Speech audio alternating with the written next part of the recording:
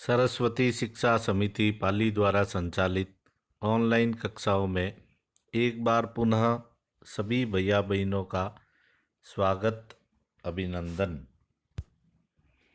प्रिय भैया बहनों, पिछले प्रकरण में हमने पाठ को प्रारंभ करते समय किसी भी यात्री के द्वारा किसी नगर में यात्रा करने पर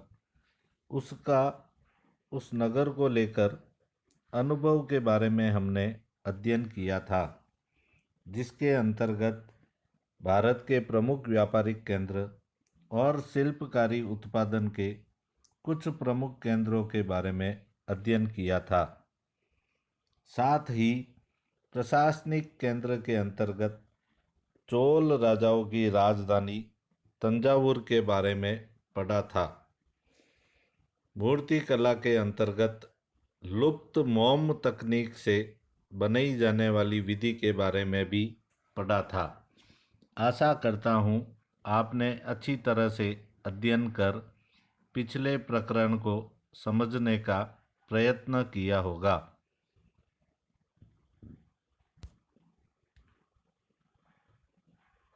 आज हम मंदिर, नगर और तीर्थ केंद्रों के बारे में अध्ययन करेंगे। कोई भी नगर अपने आप में एक विशेष स्वरूप लिए हुए होता है। जैसे अपना सोजत नगर एक मेहंदी नगरी के रूप में जाना जाता है, वैसे ही तंजावुर एक मंदिर नगर का भी उदाहरण है। मंदिर नगर अर्थात वह शहर प्रमुख मंदिरों के कारण ही जाना जाता है, उसे मंदिर नगर कहते हैं। मंदिर नगर नगरीकरण का एक अत्यंत महत्वपूर्ण प्रतिरूप प्रस्तुत करते हैं। नगरीकरण नगरों के विकास की प्रक्रिया है। मंदिर अक्सर समाज और अर्थव्यवस्था दोनों के लिए ही अत्यंत महत्वपूर्ण होते थे। शासक विभिन्न देवी देवताओं के प्रति अपना भक्ति भाव दर्शाने के लिए मंदिर बनाते थे।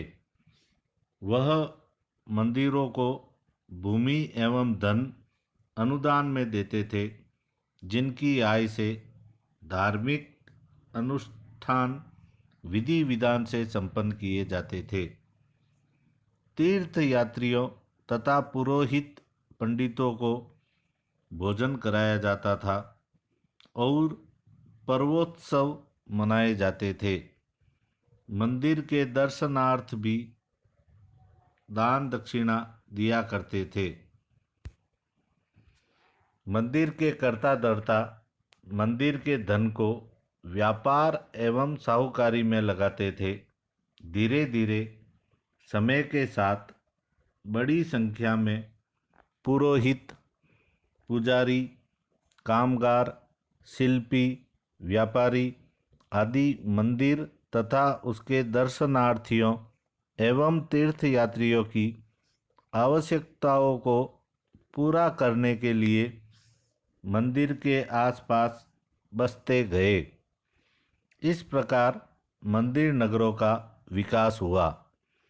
इसी रीति से मंदिरों के चारों ओर अनेक नगरों का आविर्भाव हुआ।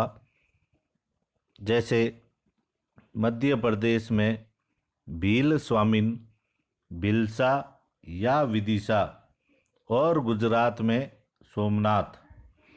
कुछ अन्य महत्वपूर्ण मंदिर नगर तमिलनाडु में कांचीपुरम तथा मदुरई और आंध्र प्रदेश में तिरुपति है।